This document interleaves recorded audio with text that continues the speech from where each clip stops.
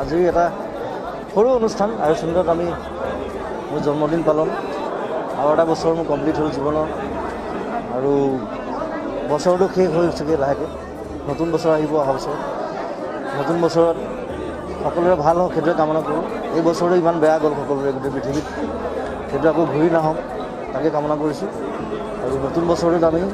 নতুন পৰিকল্পনাৰে নতুন নতুন ভাল কাম কৰি যাম তাকে আশা কৰিলোঁ আৰু সকলোৰে সহযোগিতা কামনা কৰিছোঁ আৰু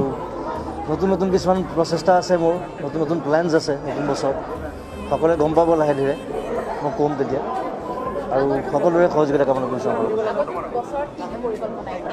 পৰিকল্পনা কেইবাটাও আছে এলবামৰ কাম আছে এখন নতুন চিনেমা মই চাগে ফেব্ৰুৱাৰীত ষ্টাৰ্ট কৰিম আকৌ হিন্দী এখন চিনেমা কৰিম বুলি ভাবিছোঁ অলপ বেলেগ ধৰণৰ ষ্টৰি এটা লৈ তাৰোপৰি সকলোৱে গম পাইছে আমি বৃন্দাবন ছুপাৰ মাৰ্ট বুলি এটা প্ৰতিষ্ঠান আৰম্ভ কৰিম গোটেই অসমত আমাৰ লোকেল বস্তু লৈ আমাৰ প্ৰডাক্ট লৈ গতিকে জানুৱাৰী মানৰ পৰা তাৰ কামো আছে আমাৰ ঘূৰিব লাগিব আৰু তাৰপিছত চাওঁচোন নতুন বছৰটো আৰু যি চিন্তা আহে নতুন পৰিকল্পনা আহে কৰি যাম এফালৰ পৰা কালি বিশেষ ৰখা নাই এইবাৰ তাৰমানে ক'ভিডৰ কাৰণেও তেনেকৈ একো আমি কৰিব পৰা নাই যদিও ফেন ক্লাবে কৰি আছে বিভিন্ন জেগাত প্ৰায় বেলেগ বেলেগ ডিষ্ট্ৰিক্টত সব ফেন ক্লাবে নিজৰ নিজৰ অনুষ্ঠান ৰাখিছে ৰক্তদান হওক কিবা হওক গানৰ কম্পিটিশ্যন পাতিছে ক'ৰবাত নাটকৰ কম্পিটিশ্যন পাতিছে চ' সেইধৰণে কাম কৰিব আমাৰ গোটেই ল'ৰা ছোৱালীখিনিয়ে ফেন ক্লাবৰ আৰু মই চাগে কাইলৈ এটা য়োগা কম্পিটিশ্যন এটা পাতিছোঁ খাৰগুলিত তাত যাম অলপ দেৰিৰ কাৰণে তাৰপিছত গধূলি নাজানো কি কৰোঁ ঘৰতে থাকিম চাগে থেংক ইউ হ'ব থেংক ইউ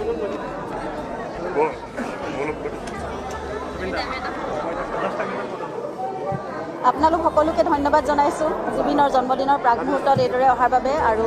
হস্পিটেললৈ আপোনালোক আহিছে এনেদৰে সময় দিছে আয়ুষচন্দ্ৰাক বহুত বহুত ধন্যবাদ তেওঁলোক সদায় আমাৰ কাষত আছে আমাৰ সতে আছে তেওঁলোকে সদায় সহযোগিতা সহায় আগবঢ়াই আহিছে আমাৰ জীৱনৰ প্ৰতিটো পদক্ষেপত আৰু ইয়াত চিকিৎসাধীন হৈ থকা প্ৰতিজন ৰোগীক আমি আশু আৰোগ্য কামনা কৰিছোঁ আৰু বিশেষকৈ ক'ভিডত যিসকল ইয়াৰ চিকিৎসক হওক চাফাই কৰ্মী হওক সকলোৱে সমূহ সময়ত যুঁজ দিয়াৰ দৰে তেওঁলোকে যুঁজাৰুৰ দৰে আগবাঢ়ি গৈছিল আৰু এতিয়াও তেওঁলোকে সেইখিনি দায়িত্ব পালন কৰি আছে তেওঁলোকৰ ছাৰ্ভিচ দি আছে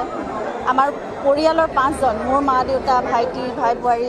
মোৰ শহুৰ জুবিনৰ দেউতাক সকলোৱে ইয়াতে চিকিৎসাধীন হৈ আৰোগ্য হৈ গৈছে ক'ভিডৰ সময়ত গতিকে সেইখিনি সময়ত আমি দেখিছোঁ কিমানখিনি তেওঁলোকে যত্ন লৈছে কেনেদৰে চিকিৎসা আগবঢ়াইছে গতিকে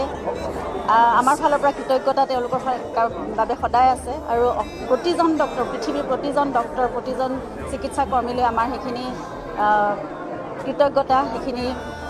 মৰম ভালপোৱা সদায় থাকিব আৰু তাৰোপৰি জুবিনৰ এতিয়া জন্মদিনৰ দিনাখন মই সেয়াই কামনা কৰিছোঁ যে আপোনালোকে সকলোৱে তেওঁক সদায় মৰম আৰু শুভকামনা জনাই থাকক সদায় আশীৰ্বাদ দি যাওক আৰু তেওঁ আগবাঢ়ি যাবলৈ শক্তি সাহস প্ৰেৰণা সেইখিনি সদায় দি যাওক সেয়াই কামনা কৰিছোঁ অলপতে তেওঁ অসুস্থ হৈ উঠোঁতে আপোনালোকৰ প্ৰাৰ্থনাৰে তেওঁক সম্পূৰ্ণ সুস্থ কৰি তুলিছিলে তেনেদৰে সেইখিনি মৰমেৰে সদায় আগুৱাই যাবলৈ তেওঁক সাহস দি যাওক সেয়াই আমি কামনা কৰিছোঁ আৰু সকলোৰে ভাল হওক নতুন বছৰটো আহিব গতিকে নতুন আশা লৈ আহক মহামাৰী দূৰ হওক এনেকুৱা বেয়া সময়বোৰ আমাৰ মাজৰ পৰা দূৰ হওক ধন্যবাদ সকলোকে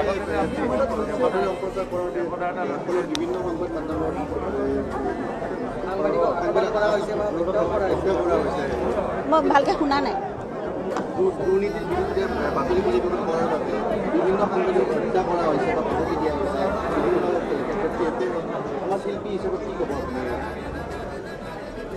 আচলতে দুৰ্নীতিৰ